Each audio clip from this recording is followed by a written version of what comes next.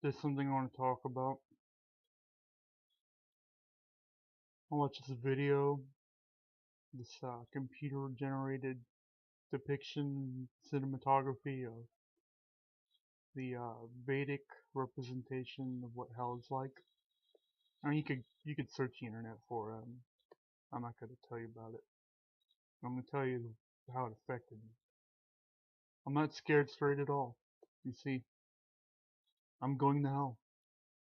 I'm scared fate. There's a significant difference there, you know. I'm not talking about putting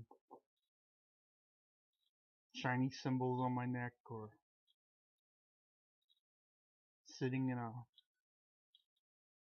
room full of empty seats, staring at an unvisited Lord. You see, I'm scared fate. I'm gonna go out and do all the things that I did all my life to deserve what's gonna happen to me after I die. Just like anybody else. Not you. Talk about the people that go to hell. You might say, oh, well, that's sad, or you're just being humble, you're not really going to hell. Jesus will save you. I chose not to accept salvation. I'm gonna remain in this world, just like all the other people that chose not to accept God.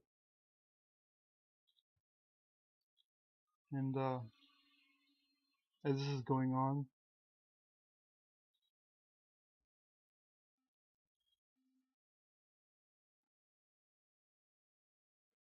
I don't even know what to feel. And naturally you'll say, oh, well, you look depressed, or you feel bad, or you're gonna experience your fate or your destiny, or it's God's plan.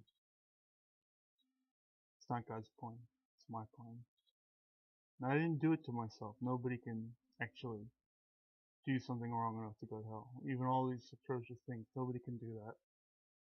You see, we don't send ourselves to hell. God doesn't send ourselves to hell. We just opt out.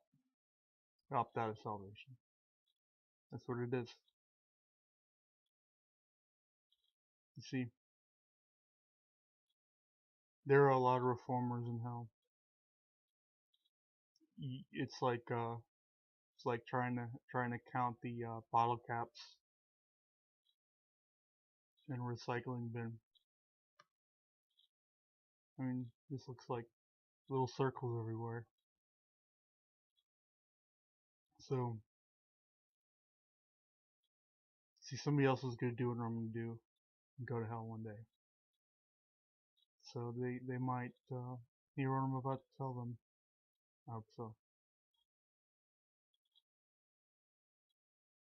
You see, it's not our actions that damn us. It's what we do when we get judged. You see, when we're judged to be damned, we don't lament. We pine. We think, oh no, hell, that's horrible. It is horrible, but that's not even what we think about. We just think, oh my God, this is happening to me. I mean, look at what I did in my life. I drew pictures. I read books. I watched movies. Those are all the good things, you know, things that I held on to. But look at all the things that I did to myself. Spent $250,000 on a career diploma that will. You're not a doctor. I'm not talking about a doctor because I wish I had a doctorate. I'm talking about that sweet $60,000 a year salary, working at an office, touching computers, looking at files, resourcing databases from my low-level data entry personnel. We spend 8 hours there a day trying to earn a decent $50 bill. And with my salary, you get a house, Camaro, a wife, Get all those things.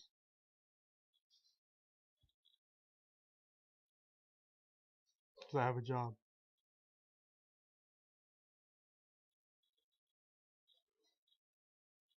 That's what I wanted to do. I wanted to make money. That's not the money itself that's bad. That's what I did with it. I went out to places where it's boring so that I could intoxicate myself so I wouldn't seem so dull. Oh, I'm having fun. I can't tell if things are bad. Yay. I tried to unite with all the beautiful women in the world. I don't remember what they look like. I don't know the names. People think it's romantic. Oh, I don't know your name. Haha. Touch me. You got a song playing. It's really pop music. Hey, the radio's on. And there's a beer in my hand. Your hair dye is so pretty. And that eyeliner. And that color on your lips. You know, that stuff you wipe off when you go to sleep. Makes you look so touchable right now. I don't remember. Isn't that neat? It's hot. Oh yeah. I forgot how fun I was yesterday. And I'll never think about it again. Man, what an awesome day. That's life. I lived. Yeah, I can do it again tomorrow. You see? That, what is it, that 5,282 weeks ahead of us? The 3 days of the weekend? The work week? Or we're collecting those bills so we can have fun on the weekend? Mm-hmm. Alright. I can buy a beer.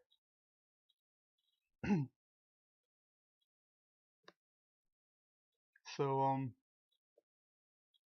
as I'm meeting people that I'll only remember when I see their face, or their profile on Facebook, or I say cute things to them in a couple of characterized coded texts. Hey man, Afghanistan, whoa. Or the ever favorite, man, I think I just went to Starbucks yesterday. I bought a mulatto. I didn't mean to say that. That was mean. See, I'm going to hell. I was trying to talk about, what's it called? Cappuccino? No, Frappuccino. Yeah, I had iced tea. I made 800 bucks today and I had iced tea. And then I'll buy something really pricey for my wife so that she can add it to her collection of shoes that match her adorning sets of vehicles. And all my 8-year-olds will have cell phones with LG 4TE or whatever they call it. Yeah, they can use Facebook too. I can find out about all the bad things they're doing so I can tell them to go to church. See, that doesn't matter though, because they had that opportunity like I did. And they too had the choice to choose what they wanted. Maybe not what they thought they wanted or what they said they wanted, believed they wanted. You know that saying, actions speak louder than words. So true. Let's look at the Bible and look at what we do in this world. Actions speak louder than words. Have you considered that last time you opened that book? Seriously, think about that. Actions speak louder than words. You see, when I'm covered with mote and brimstone and ashes and burning coal and iron rods that are heated like hot fire, I'm breathing in the exhalations of vaporized iron in the air, the soot, and the expulsions. See, I'm going to be injured. My body will break. You see, I will I will experience contraptions that have yet to be devised by hell. And then guess what? Something new will come out and I'll go through that too.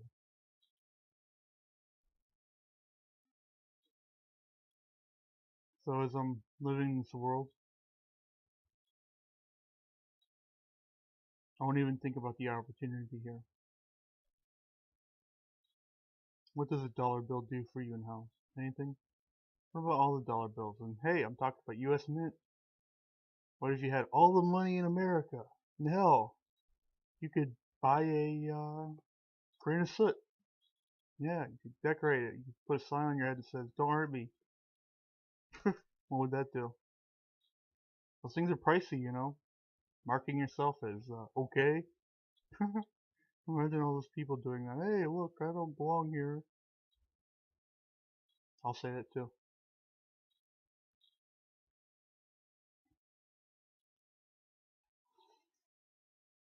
You see, it's not my actions that I'll look back on lament. All those atrocities in my life I've committed. I won't care. I'll think, why did this happen to me? Why am I in hell? I don't deserve this. This is wrong. God made a mistake. Put me in hell for no reason. Seriously. That reminds me of something. You know when people insult you because you fed their hamster to your snake or whatever? They say, go to hell. And think about that. Why say that? It's like saying, forsake God, you person I don't like. Forsake your Lord. Because I don't like you. I want you to be in a horrible place.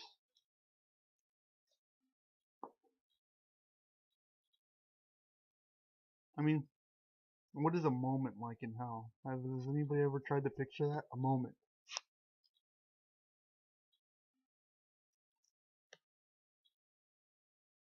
What is your entire lifetime like in hell?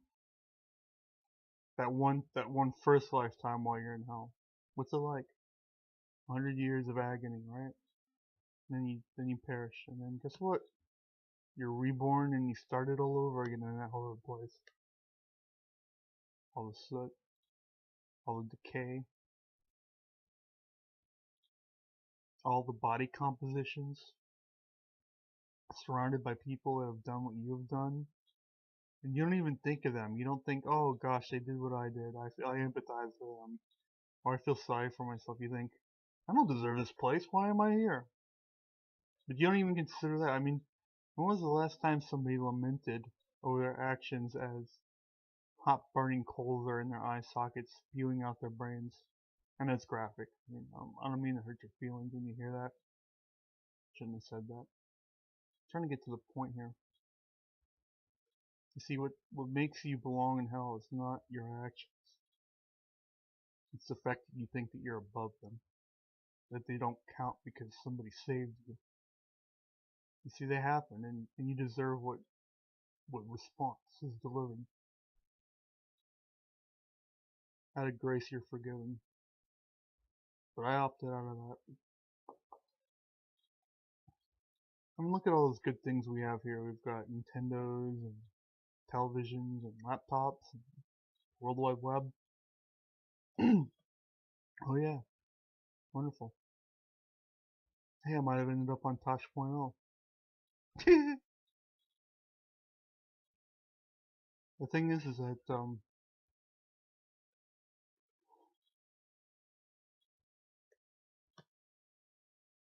after all that I've gone through, all the agony, all the human waste, the tragedy of it all, I don't even stop and think that I did something wrong at all. I don't consider that for one moment.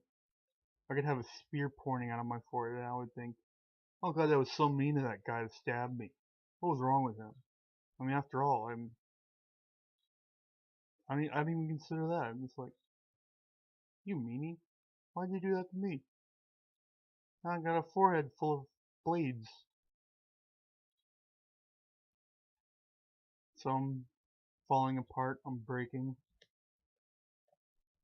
I'm praying for all these wounds to heal as they're being reopened or new ones are appearing. as I'm festering and rotting and soaring and agonizing and burning and charring and breaking and putrefying and purging and all those horrible things that you don't want to think about that happen because you don't want to go there. Like I chose to not want to go there, but I did because I forgot about something very important. I'm not talking about converting to a religion. I'm talking about the action that I forsook. I touch gold just like any other person on earth. We've all touched gold. Every soul in this creation has touched gold. I don't mean literally putting your hand on a piece of shiny metal. I mean,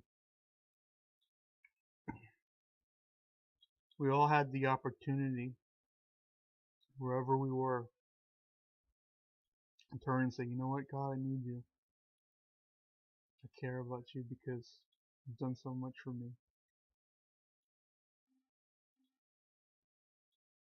I'm not telling you that I'm scared straight because that's a fallacy. I'm not scared straight.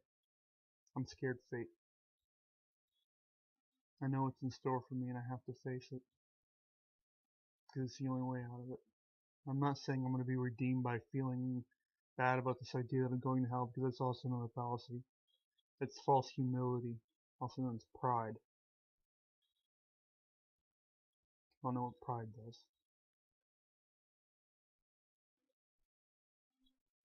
So, back to touching gold. See, that gold was the opportunity I had. That moment, any time, anywhere, that I could have chosen to say, you know what? I'd like to do something for that person out there that tried to salvage me. Even if they started building me up and telling me that I have a spirit, and that there's somebody out there that is crucified for my forgiveness. Somebody like him. All those things, they don't change me. You see, I turn and I opt out. Because I don't think I belong there, or I deserve it, or does it matter. I mean, isn't he up in some kind of cloud in outer space or something? Who cares? That's the mentality. But imagine this. You spend billions of years being reborn and dying over and over again, being pushed in the pits of lava or charred or gashed or whatever that happens. Wouldn't a guy in a cloud in outer space seem like a good idea to you at that point? And I'm not saying, oh yeah, I'm suffering now, I believe in God. I mean, I'm thinking, gosh, I could really use somebody to pull me out of this ditch. But you don't do that either. You see, there's an old Catholic saying, there are rosaries in hell. It's quite true, actually. You see, all those agonizing moments where we spend saying I don't deserve this or it shouldn't happen to me because I'm better, not in some redeeming way. I mean that even though I've done all these horrible deeds and forsaken God, I don't deserve this. Because actually no one deserves to go to hell. God doesn't want anyone to go to hell. Anyone. Not even me. Or you. I don't mean that as an insult. I'm just saying, you know, you've done the things that I've done. So, what's the difference? What distinction happens that pulls you out of my moat that I'm headed into? You stopped yourself. You didn't make a choice. You just elected to remember the important thing. The fact that there's a God out there. The person that wants to salvage you and put you back together and say, you know what? You're okay. Come with me. He says that, you know, to all of us. We'll all look at him and I'll say, you know what? I touch gold, so what? And that'll be my paradigm. I'll think, oh yeah, I had beers and women, saw naked bodies on the internet. They're quite beautiful, you know, touching each other or whatever. Yeah, I don't even remember that. There'll be naked bodies everywhere now. I don't even consider that. I'll be like, oh yeah, I'm miserable too. Ha ha ha. Maybe I could step on them and get out of this pit of fire. Ha ha. There's an opportunity. For a fleeting moment, I might not feel as bad. Because you know what? Even after that moment, the opportunity to feel a billion times worse will happen right then and there. Over and over again. It won't just be that one time. It'll be scavenging moment and moment, trying not to hit that big dip that puts you a billion times worse in a situation where you're being reborn over and over again in this horrible pit, this abyss of entropy. You know, let's talk about how there are rosary beads or prayer beads just lying on the ground. Nobody considers them in their vain pretenses. I mean, it's all they gotta do to make it better. The one thing that'll make it better. And it's so easy to just walk up to all those piles and piles of opportunities to redeem yourself. Pick it up and say, God, I'm not gonna lament. I'm not gonna accept that I'm wrong. I just want to think about how nice it would have been if I could have thought about the cloud up in the outer space where the dude with the beard sat there and tried to pull me out of this once. You see, there is not a soul that forsakes God. You know, it says in the Bible, every knee shall bend. I'll be choosing after I'm damned. Not in some redeeming way. I mean literally. After I'm in hell, I'll thank God for forsaken God. And that's my opportunity right there. That I can pick up those beads and say, God, I need your help.